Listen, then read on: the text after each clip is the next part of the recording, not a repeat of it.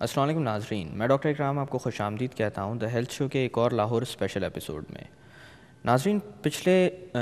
کچھ دنوں میں پیش آنے والا لاہور میں جو واقعہ ہوا ہے، جس کی بنا پر تمام تر قوم کا اعتبار ادویات پر سے اور علاج پر سے اٹھ گیا ہے، اس کے بعد ہماری ایک خاص ٹیم لاہور آئی جس نے اس پورے معاملے کو انویسٹیگیٹ کیا۔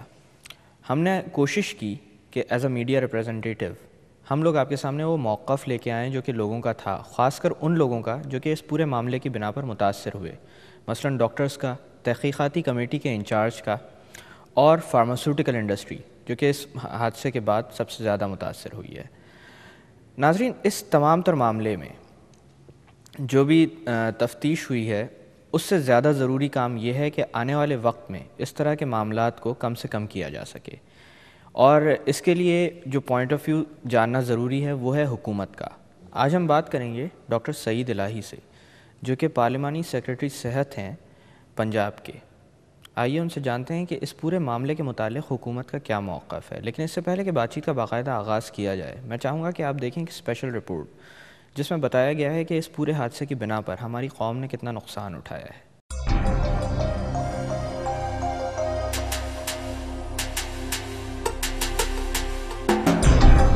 لاہور میں جعلی ادویات کے باعث جاں بحق ہونے والوں پر نہ صرف ان کے لواحقین اشکبار ہیں بلکہ پاکستان کا ہر شہری افسردہ نظر آتا ہے۔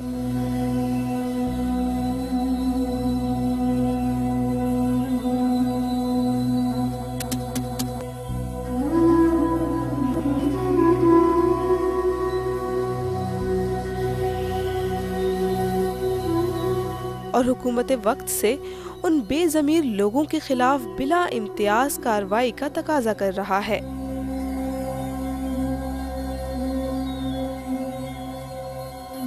پنجاب انسٹی ٹیوٹ آف کارڈیالوجی میں پہلا کیس 20 دسمبر 2011 کو سامنے آیا۔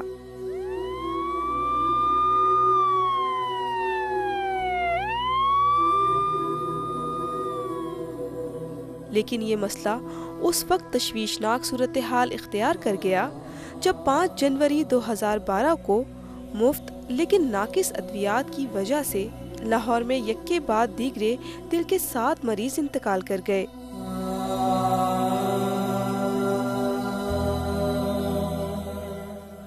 یہ سلسلہ وقت کے ساتھ ساتھ گھمبیر ہوتا گیا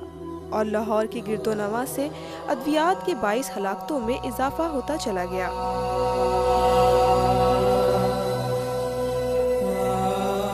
موجودہ اعداد و شمار کے مطابق اب تک ان ادویات سے 130 معصوم افراد خالق حقیقی سے جا ملے ہیں،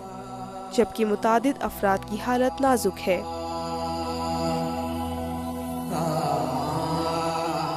ابتدائی طور پر اسے پراسرار بیماری قرار دیا جا رہا تھا، لیکن مریضوں میں ایک قدر مشترک نکلی کہ انہوں نے لاہور کے پنجاب انسٹی ٹیوٹ آف کارڈیالوجی سے علاج کرایا تھا اور مشکوک ادویات مریضوں کو مفت فراہم کی جا رہی تھیں۔ میرے پیر حقیقت ہوندی تھی، میں انہوں نے کہ پرلیں دوائیاں نہ کھاؤ تے ہون والا دوائیاں جو رہن وہ استعمال کرو، ہن لنگے گھنا نہیں کہا۔ مجھے تو ویسے ٹھیک دے لگی ہیں میڈیسن جو اب ہے، کیونکہ 15-20 دن سے ان کو ناک اور منہ سے خون آ رہا تھا،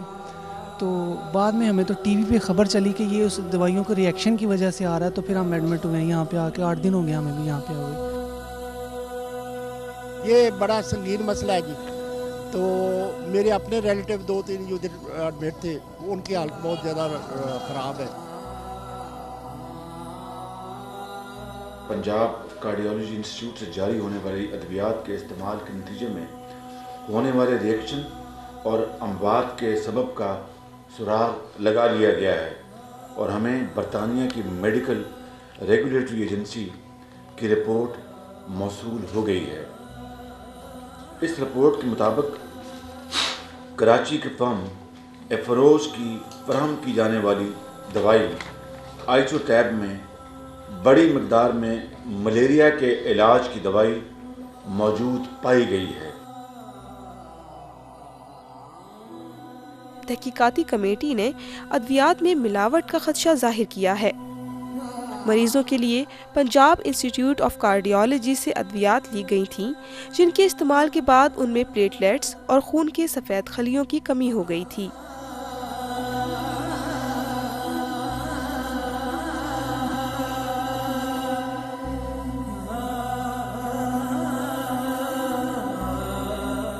سرکاری ذرائع نے تصدیق کی ہے کہ پنجاب میں ناقص ادویات سے ہلاکتوں کی تحقیقات کے سلسلے میں وفاقی اداروں نے پی آئی سی اور ادویہ ساز کمپنیوں کا متعلقہ ریکارڈ تحویل میں لے لیا ہے۔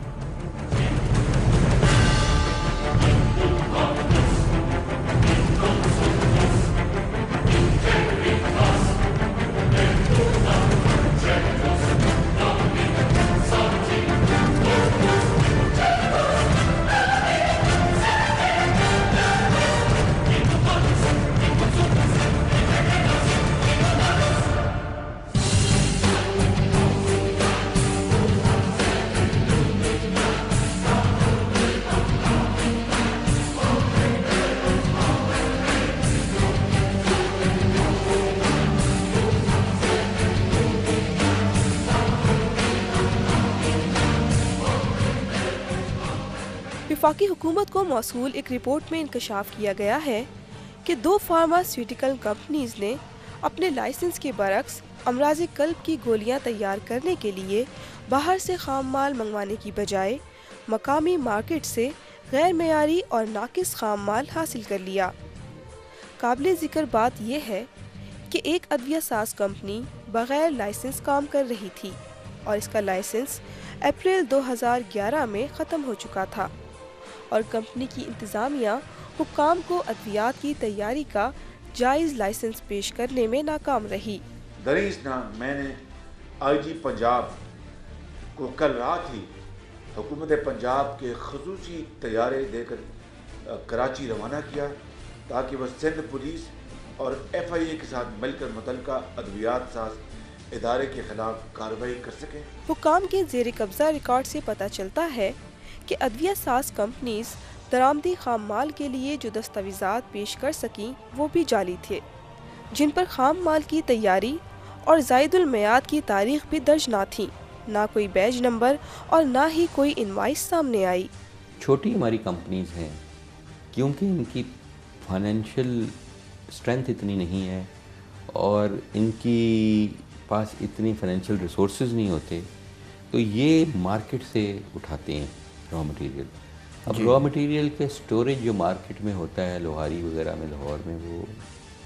اللہ ہی جانتا ہے کہ وہ کیمیکلز بھی ساتھ پڑے ہوتے ہیں، یہ بھی ساتھ ہی کلوز کے حساب سے بک رہا ہوتا ہے۔ حالانکہ قانون کے مطابق ان کمپنیز کو امپورٹ کرنا چاہیے ایل سی کے تھرو۔ رپورٹ کے مطابق صرف ایک کمپنی چین سے خام مال منگوانے کی دستاویزات پیش کر سکی، جس کی حکام تصدیق کرا رہے ہیں۔ تاہم یہ کمپنی بھی زیادہ خام مال مقامی مارکیٹ سے ہی حاصل کرتی رہی، جو انتہائی مضر صحت تھا۔ وزیر اعلیٰ پنجاب شہباز شریف نے ادویات کے ری ایکشن سے جاں بحق ہونے والے مریضوں کے لواحقین کو 5-5 لاکھ روپے جبکہ متاثرہ مریضوں کو 2-2 لاکھ روپے دینے کا اعلان کر دیا ہے۔ پنجاب حکومت نے امیڈیٹلی جو لوگ اس واقعے میں جاں بحق ہوئے ہیں ان کے لیے 5 لاکھ روپیہ دیا ہے، جو کسی انسانی جان کی قیمت تو نہیں ہے،